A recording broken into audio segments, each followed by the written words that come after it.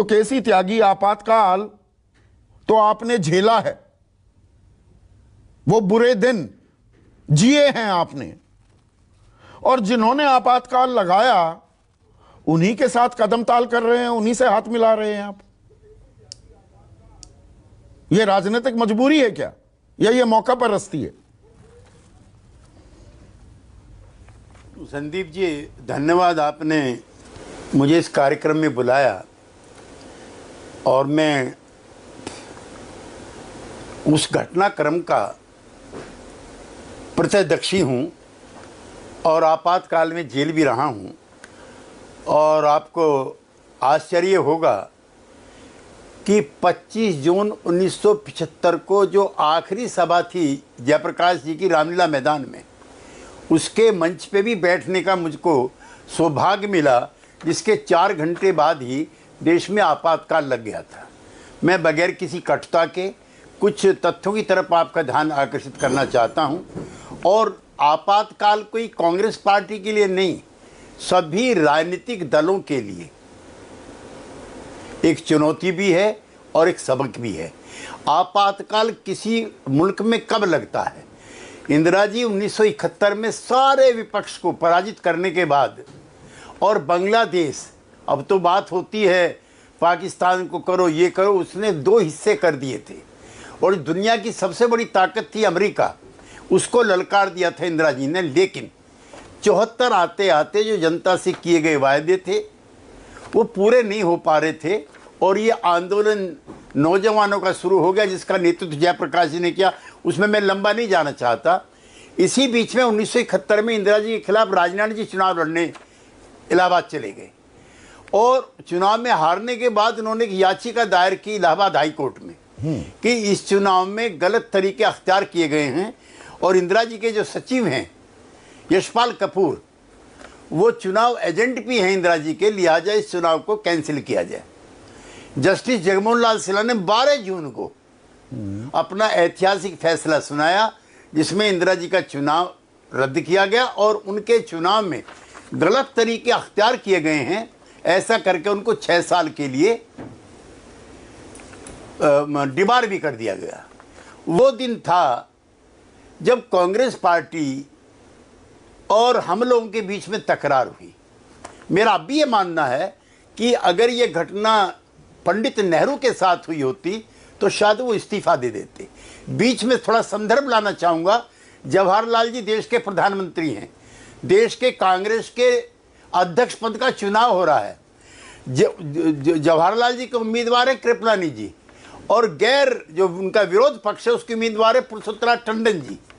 आपको ताज्जुब होगा कि कृपलानी जी हार जाते हैं जो प्रधानमंत्री के उम्मीदवार हैं, और टंडन जी जीत जाते हैं। तो मैं उसका भी जिक्र करना चाहूंगा। नहीं, आपने इतिहास का जिक्र तो कर दिया। मैं एक सेकेंड केसी त्यागी साहब, आपकी राजनीति पर सवाल पूछ रहा हूं। जिन्होंने इमरजेंसी लगाई, जिन्होंने आपको जेल में डाला, आप उनके साथ गलबैयां कर रहे हैं, ये सवाल पूछ रही है बीजेपी। बीजेपी के मित्रों को सवाल पूछने के सब अधिकार हैं और हमको भी जवाब देने के।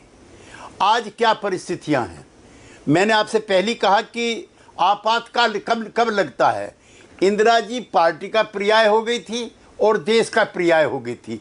आज भी कुछ लोग इसी प्रयास में लगे हुए हैं कि अपने नेता को पार्टी का भी पर्याय बना रहे हैं और देश का भी पर्याय बना रहे हैं। नंबर 1, कोई भी व्यक्ति कितना बड़ा हो, महात्मा गांधी भी क्यों ना हो, वो पार्टी का देश का पर्याय नहीं हो सकता। नंबर 1। नंबर 2, जब दलों के अंदर आंतरिक लोकतंत्र समाप्त हो जाता है, तब वो पार्टी अपने अंदर के लोकतंत्र को समाप्त करके फिर बाहर का लोकतंत्र समाप्त करती है। और तीसरा, जब विपक्ष की आवाज नहीं सुनी जाती है, चाहे वो सही भी आवाज हो, तो तब ये परिस्थितियां पैदा करती है। और आपके चैनल पे मैं नहीं कहना चाहता, उस समय बहुत बहादुर पत्रकार थे जिनसे तंग होकर के मिसेस गांधी ने आप पर रोक लगाई थी। अब तो आप पर रोक लगाने की जरूरत ही नहीं है। आपसे तो थोड़ा सा उन्होंने कहा था झुक जाओ, आप तो लेटे हुए मिले। उस समय कुलदीप नैयर थे, माफ करना, आज तो एक भी कुलदीप नैयर नहीं है।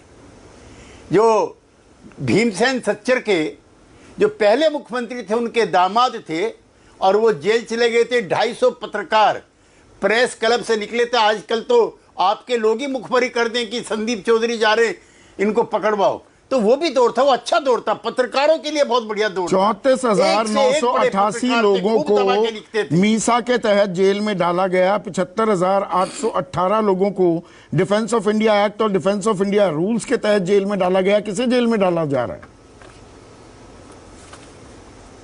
आज की तारीख में? जेल में जाने जेल में भी जा रहे हैं, जेल में भी जा रहे हैं। दिल्ली के 2 मंत्री जेल में हैं, पश्चिमी बंगाल के मंत्री जेल में हैं, कई उनके समर्थक जेल में हैं। और दूसरा ये है कि सरकार के खिलाफ कोई टिप्पणी कर दें। मैं अपने पत्रकारों को जानता हूँ, मैं तो 50 साल से दिल्ली में हूँ। कैसे आपके चैनल में तब्दीली होती है। आज आपके चैनल में एक व्यक्ति है, कल दूसरे में चला जाएगा। हम नहीं जानते किसने भेजा और क्यों भेजा। अच्छा, जो विपक्षी दलों से संबंधित नेता हैं और सहयोगी हैं, ईडी क्या है, सीबीआई क्या है, इनकम टैक्स क्या है, तो डराने धमकाने के तौर तरीके बदल गए हैं संदीप जी। लेकिन कार्य प्रणाली कमोबेश एक सी जैसी है कि विपक्ष को टेरराइज करके रखो। तब भी ऐसा था, कमोबेश आज भी ऐसा ही है। जो extra constitutional power of centre हैं तब भी दिखते थे और अब भी दिखते हैं। तो मतलब आपने जो ऑपरेटिंग